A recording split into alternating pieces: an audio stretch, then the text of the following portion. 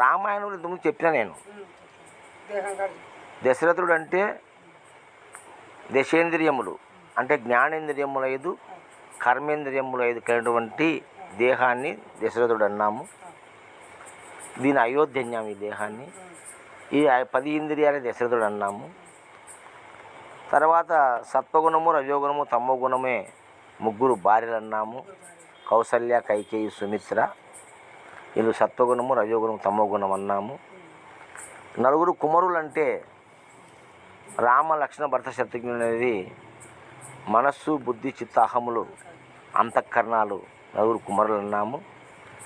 హనుమంతుడు అనగా ఈ శ్వాసే ఈ దేహానికి హనుమంతుడని మనం చెప్పుకున్నాము.